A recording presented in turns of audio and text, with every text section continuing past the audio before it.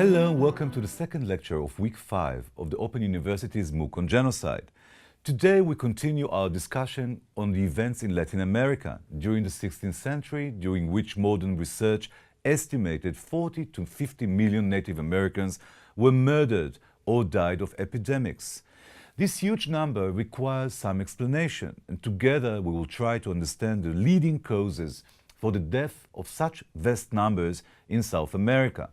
In doing so, we may also find an answer or several answers to the question of whether a real genocide was committed here, or at least according to its classic definition, as we discussed at the beginning of this course a few weeks ago. I will note some key points we take into account and consider when trying to tackle this big question. The great Spanish conquerors, including Cortés, who conquered the Aztec Empire, and Pizarro, who eliminated the Inca Empire, divide these mighty empires among their soldiers. These shares are called encomiendas, a huge bequest that may include an area of thousands of square kilometers. Every soldier who participated in the occupation of these empires was well rewarded for this cruel conquest, and in these huge encomiendas, the new Spanish lords begin to enslave the local population, which was previously enslaved by the Aztecs or the Inca.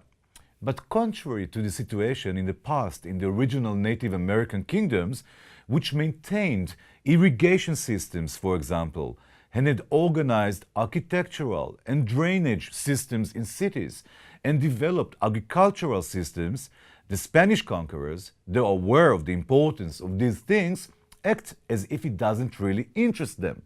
In fact, it seems the Spanish care only about how to earn as much money and as quickly as possible. One clear example that has distinct hints of cultural extinction, which we genocide researchers call ethnocide, can be seen in Pizarro's actions in the Inca kingdom. The Inca kingdom had a great tradition of sculpting and using precious metals to craft statues of idols, temple pillars, etc. Pizarro and his soldiers simply take all the artifacts, art pieces, and cultural and religious objects they find, those made of gold, and melt them in melting pots. They melt them into gold tablets and send them in boxes directly to Spain as a gift to the King of Spain to justify their activities. Of course, they keep a lot for themselves. There is no shred of respect or any desire to preserve the culture that existed previously in the occupied territory. So we should keep in mind that these are Christians occupiers who consider the local religion as an abominable pagan creed, which explains the lack of empathy. In the huge encomiendas in the occupied Latin American territories, the Native Americans are sent to forced labor in unthinkable conditions. The Spanish house the new slaves in camps that are actually like pounds. Of course, living conditions are very bad when it comes to nutrition, hygiene, and medical care. In addition, there are also waves of huge expulsions in which the Spanish conquerors run a native population of tens of millions of people and simply send off hundreds of thousands of them if necessary, or tens of thousands in other cases, from place to place, sometimes thousands of miles away from where they lived before, to supply the huge demand for labor in the vast territories of South America.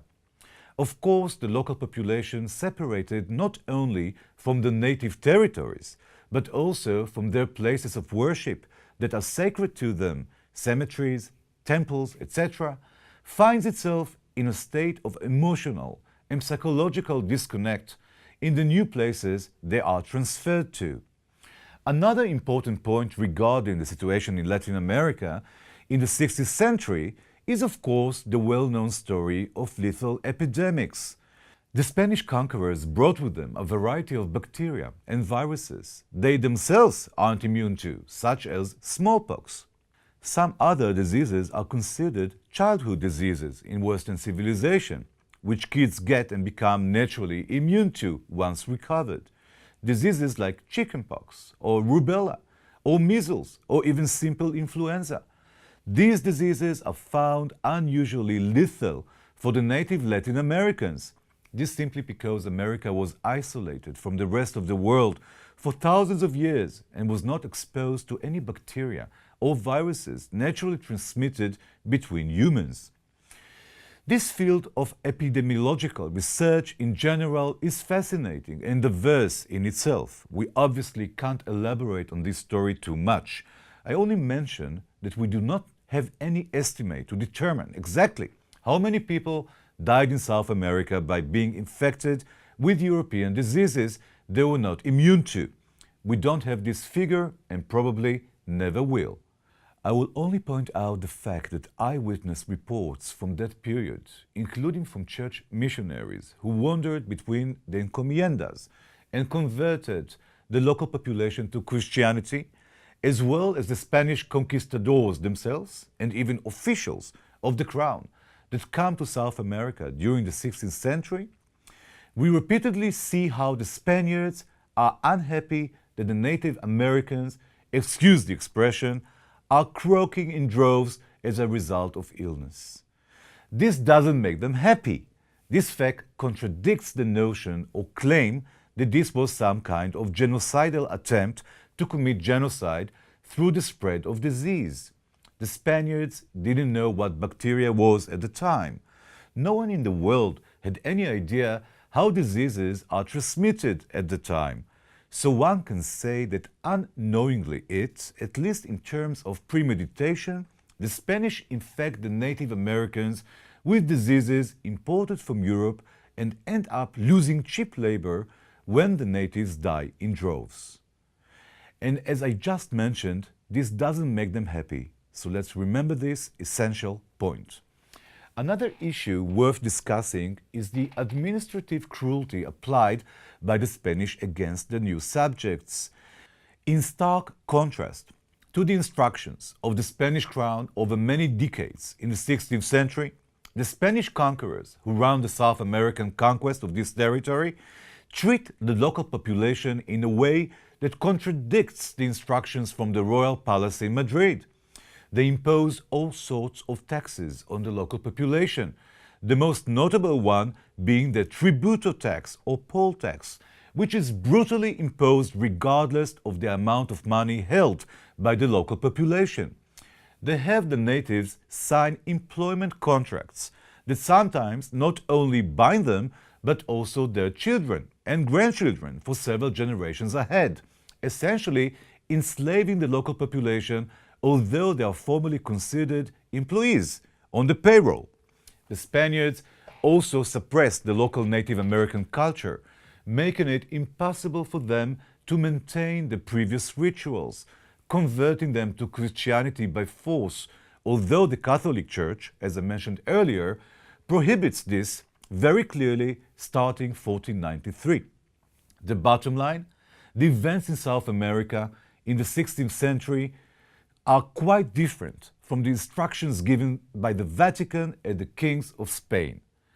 I will conclude this short conversation by mentioning a very significant factor in the eyes of many scholars who studied what happened in Latin America in the 16th century. As human beings, there is a pretty clear connection between our psychological and biological state.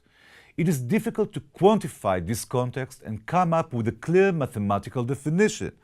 But every doctor, psychologist, or psychiatrist will tell you that depression undoubtedly affects a person's physical state.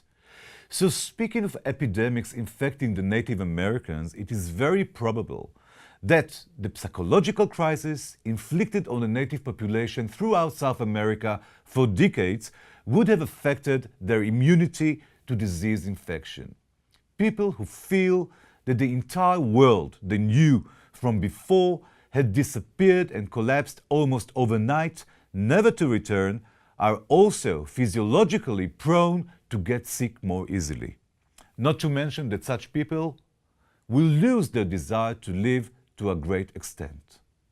There are many descriptions by people of the church, who are usually the ones documenting these events since their hearts ache for them, wandering native villages and seeing parents slitting their own children's throats and asking them, why are you doing this? Why are you killing your children? The Native Americans tell them through interpreters or sometimes in direct conversations after some missionaries learn the local languages that they do not want the children to grow up into a world like the one they live in. This point is difficult to confirm empirically. It is difficult to determine how dramatic it is, but to a certain extent it surely cannot be ignored, and we cannot ignore the effect of the Spanish intention to shatter their entire cultural, administrative, governmental, and hierarchical world, as well as the religion of the local population in South America, without providing a worthy replacement other than the culture, religion, language, and regime of the occupier, which was totally foreign to what the natives were used to. That's it for today. In the next lecture this week, we'll host the author of the book we are reading in our genocide studies at the Open University, Dr. Eitan Ginsberg, who will speak briefly about his book and probably answer a few questions that I will address to him. I hope you'll find this interesting. So goodbye for now.